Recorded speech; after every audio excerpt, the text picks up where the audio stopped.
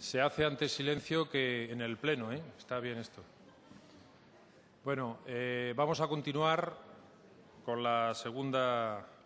de las mesas. Yo me llamo Mario Bedera, soy también miembro de APTA y en esta segunda mesa vamos a tratar de la importancia de la política pública de protección animal. Para ello tenemos a dos expertos, muchos les conoceréis. Para aquellos que todavía no tengáis la suerte, hablamos con Rubén Pérez, que es consultor de la Fundación Franz Weber, es experto en dirección estratégica de ONGs y asesora en el desarrollo de todo lo que son iniciativas y propuestas legislativas en el Ayuntamiento y en el Parlamento, en ayuntamientos y en el Parlamento de Galicia, en lo que se refiere a la protección animal. Y ha participado recientemente, quizás sea interesante resaltarlo, en la reforma de la Ley de Protección Animal de Galicia. Ha sido el redactor de la iniciativa, el negociador. O sea que si queréis saber cómo llevar a este terreno, pues luego en el coloquio lo podéis coser a preguntas. Bien, también evidentemente ha estado persona activa en todo lo que tiene que ver con el acceso de menores a festejos taurinos en la comunidad. Por cierto, hace una semana hemos discutido en esta misma casa una iniciativa que tenía que ver con los menores y con la tauromaquia y con el hecho de que se televisen todavía corridas de toros. Y hay que decir que estas iniciativas que presentó y que defendió Rubén Pérez fueron aprobadas prácticamente por unanimidad. Vamos a empezar por él y luego ya os presento, aunque no necesita presentación, no porque sea impresentable, sino por conocida, a Ruth Toledano. Adelante, Rubén.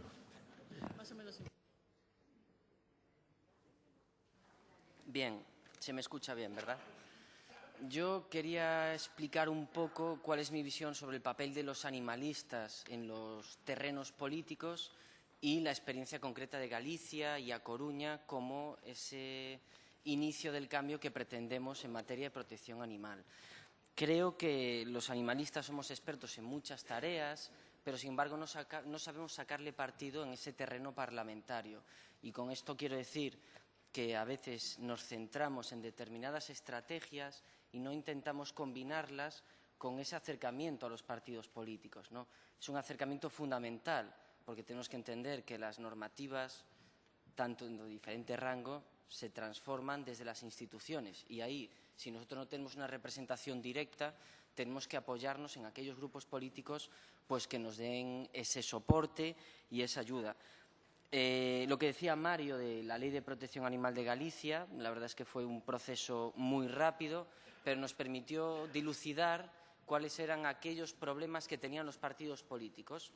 Del arco parlamentario, desde el Partido Popular hasta la Alternativa Galega de Esquerda, vimos precisamente hasta dónde podíamos llegar en esa reforma y hasta dónde podíamos proponer en esas negociaciones sobre un texto que, puedo decir que desde la redacción original hasta las enmiendas, pues tuvo bastante cambio. Nosotros en Galicia llevamos 5 años haciendo incidencia política en diferentes ámbitos y lo que tratamos precisamente es no solo trasladar esas reformas legislativas, sino también trasladar ese debate a los medios de comunicación, porque creemos que la ciudadanía tiene derecho a participar en esas instituciones, bien a través de recogidas de firmas que apoyen nuestras iniciativas o bien proponiendo directamente estas propuestas en el Parlamento gallego, en los diferentes municipios e incluso en las diputaciones. Con respecto a las experiencias que hemos tenido a nivel parlamentario y teniendo en cuenta que el contexto político de Galicia existe una mayoría absolutísima del Partido Popular que podría bloquear muchas de estas iniciativas, la verdad es que hemos sacado 4 iniciativas, 3 proyectos de leyes por unanimidad, lo que ha sido espectacular y hemos demostrado precisamente por qué los animalistas tenemos que entrar en ese terreno parlamentario. La primera fue la prohibición de entrada de menores de 12 años a eventos taurinos, que desgraciadamente todavía no ha entrado en vigor porque el Partido Popular se comprometió a incluirla en una ley de espectáculos públicos nueva, algo que no estaba todavía en la normativa gallega. La segunda, una iniciativa para denunciar y desarrollar medidas contra el maltrato a caballos en Galicia, que es una cosa muy habitual, no sé si lo habéis visto en los medios de comunicación, unos grandes aparejos de madera donde bueno, los animales acaban sufriendo deformaciones y todo tipo de barbaridades, hasta incluso mutilaciones, ¿no?, de sus patas. Después también, como decía, la Ley de Protección Animal, que quizás fue nuestra iniciativa más conocida. Y, por último, estamos iniciando la prohibición de la munición de plomo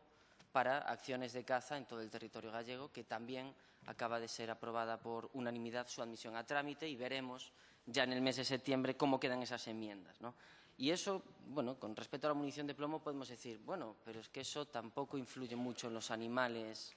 de caza, ¿no?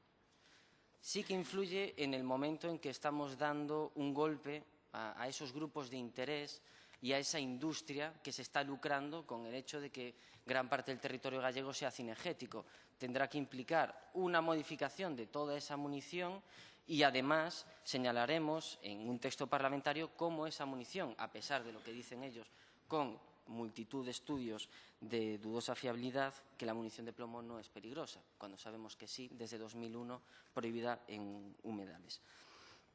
Bien,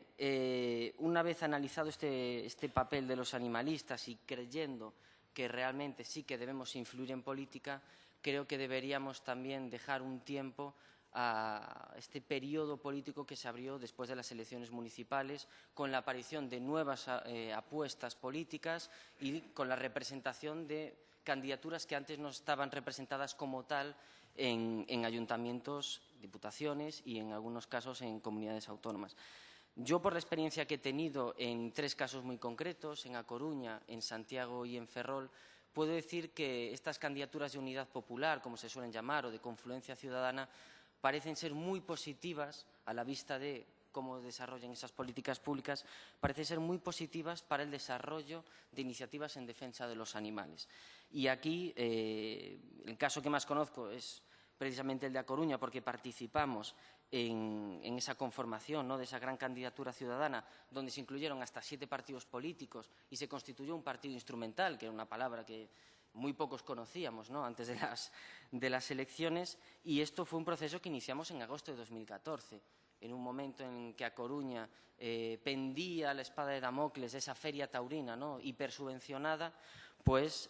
nos decidimos a participar directamente en esa candidatura, entendiendo que tenía muchas posibilidades de obtener representación, aunque en ningún caso, también lo tengo que decir, se suponía que iba a obtener finalmente el gobierno municipal. Dentro de la Marea Atlántica, que es como se llama la candidatura, se constituyó un grupo de trabajo sectorial, un grupo de trabajo sobre protección animal, donde tuvimos absoluta libertad para trabajar precisamente esas propuestas, y es un poco romper esas dinámicas que muchas veces el movimiento animalista ha tenido con los partidos políticos. No podemos pretender que los políticos se acerquen a nosotros. Tenemos que acercarnos nosotros a ellos. Ellos pueden tener una sensibilidad, pero evidentemente, si nosotros somos expertos en una determinada materia, tenemos que trasladar ese conocimiento. Y, como decía antes, si no trasladamos ese conocimiento, resulta muy complicado después sacar adelante una ILP para prohibir las corridas de toros en Cataluña o sacar otro tipo de iniciativas en otras cámaras autonómicas. Creo que la Marea Atlántica, desde luego, aun teniendo ese veto conocido a través de ciertos medios de comunicación, lanzó un programa animalista muy ambicioso, del que salieron 2 propuestas principales destacadas, ¿no?, en lo que sería su periódico, que sería, primero, el fin de cualquier soporte público a corridas de toros, que se venía dando desde 1991 de forma ininterrumpida, y después la conversión de la perrera municipal, que ha sido objeto de mucha polémica, incluso de denuncias penales, a un centro municipal de protección animal, cambiando radicalmente ese concepto que existía en la ciudad y seguramente la revisión de ese futuro contrato. Pero también se incluyeron aspectos como, por ejemplo, una ordenanza de protección animal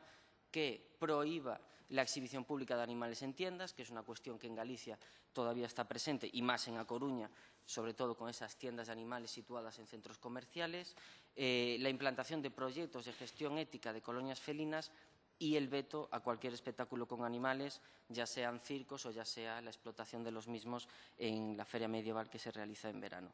Con todo, la Marea Atlántica, el día de las elecciones, consigue 10 escaños de 27 y el apoyo de otros 7 concejales de Partido Socialista y Bloque Nacionalista Galego, convirtiéndose quizás en una de las fórmulas de unidad popular que más soporte tuvo en su investidura. Y ahora precisamente comienza ese trabajo, que es el trabajo duro, que muchos animalistas hemos tenido en la oposición, criticando al Gobierno municipal, criticando al Gobierno autonómico, y tenemos que pasar de la protesta a la propuesta, que quizás sea lo más complicado, ¿no? Yo soy bastante optimista con respecto a las propuestas que podemos desarrollar, aún teniendo en cuenta que los anteriores gobiernos han dejado muy mermadas las cuentas municipales en gran parte de los ayuntamientos, pero creo muy posible ese cambio, ¿no?, de dinámica. Y también hay que apelar, lógicamente, a la paciencia de aquellos cargos electos que se acaban de incorporar a esos gobiernos municipales y que, desde luego, no lo van a hacer todo del día a la mañana siguiente, ¿no?, por decirlo de alguna forma. Con respecto a otros ayuntamientos en los que he tenido experiencia de cooperar, ¿no?, en la redacción de programas, seguro que habéis visto cómo el Ayuntamiento de Santiago de Compostela y el Ayuntamiento de Ferrol han creado concejalías de bienestar animal, que es una cuestión que ya nos permite ver cómo existe mayor interés en la materia, pero no mayor interés porque ellos tengan una sensibilidad especial, sino porque los animalistas han estado dentro de esas candidaturas y han hecho fuerza para que ese nombre, para que Bienestar Animal también forme parte de un organismo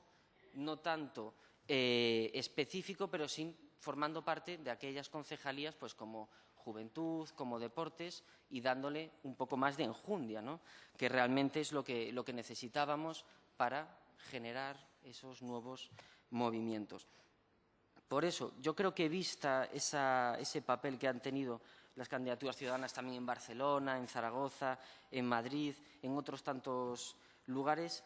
yo apostaría precisamente por trabajar de cara a estas elecciones generales y a las autonómicas que quedan en algunas comunidades, como Galicia, por ejemplo, en esa unidad ciudadana y en esa unidad de criterios que deberíamos tener los animalistas. Los animalistas tenemos que estar dentro de esas formaciones políticas, tenemos que incidir, tenemos que negociar y tenemos que dialogar. Y además ahí dentro nos daremos cuenta que precisamente no todas nuestras propuestas van a salir adelante, pero sí que habrá pequeños pasos para seguir trabajando y pequeñas dinámicas que nos harán seguir avanzando en estas cuestiones. Si hay partidos políticos que en estas elecciones municipales han sido capaces de renunciar a sus propias siglas, ¿no?, a su marca, que es muchas veces lo que en la política tradicional se entiende como muy polémico, ¿no?, que pierden su esencia, para convertirse en estos partidos o coaliciones instrumentales, creo que los animalistas sí que deberíamos formar parte de eso y, como mínimo, empezar a proponer nuestras estrategias y nuestras propuestas de suma y nuestras propuestas de protección animal en estos casos, porque o hacemos política o, como se dice también popularmente, nos la hacen. Y esto lo sabemos muchos de los que hemos estado negociando determinados textos legislativos y en donde hemos visto cómo no solo están los animalistas, hay grupos de interés en este país relacionados con los animales, no positivamente precisamente,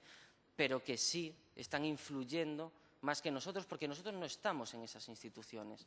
En el Parlamento de Galicia hay muchísimos lobbies que están constantemente visitando a los diputados, que les están proponiendo cosas. Yo me acuerdo de cuando se tramitó la ley de caza en 2012, cómo había muchísimas propuestas de entidades ecologistas y animalistas que decayeron precisamente porque el grupo mayoritario recibía esas visitas del lobby de la caza, del lobby de las armas de fuego, en realidad de todos los que están relacionados con esa industria, y se llegó a ese punto esperpéntico donde los propios cazadores pedían rebajar la edad efectiva para poder cazar a 14 años, incluso contra el criterio del Defensor del Pueblo de Galicia, cuando nosotros motivamos precisamente una protesta porque entendíamos que no tenía ningún sentido. Con respecto a los defensores del pueblo, también sería una buena opción que aquellas comunidades que tengáis defensor del pueblo comencéis a trabajar con estas instituciones, porque creemos también, al igual que el Valedor do Pobo ha sido un firme defensor de ese veto a los niños en festejos taurinos, ningún otro defensor del pueblo debería oponerse a esos criterios de libertades de los propios niños y del derecho superior de la infancia a no asistir a un espectáculo cruel y violento con los animales. Por eso, ya para finalizar, porque yo soy el mero telonero de Ruth Toledano, sí que me gustaría decir que tenemos que poner una base, que tenemos que trabajar juntos y que tenemos que seguir sumando, porque las elecciones municipales han sido un primer paso, pero tenemos unas elecciones generales, tenemos elecciones autonómicas y creo que la temática no puede dejarse pasar, ¿no? Y aunque no todos seamos expertos, aunque no todos tengamos capacidad, esto muchas veces no se estudia, esto se aprende poco a poco y aprendes en el día a día negociando, ¿no? Y viendo cómo tus negociaciones se pueden venir abajo porque los cazadores, que dicen representar a mucha gente, pues te tumban cualquier tipo de propuesta. Por eso digo que yo, como telonero de Ruth, también espero que después nos hagáis muchas preguntas para resolver dudas y también si podemos ayudar en cualquier proceso legislativo que tengáis interés en liderar o en proponer a partidos políticos. Muchas gracias.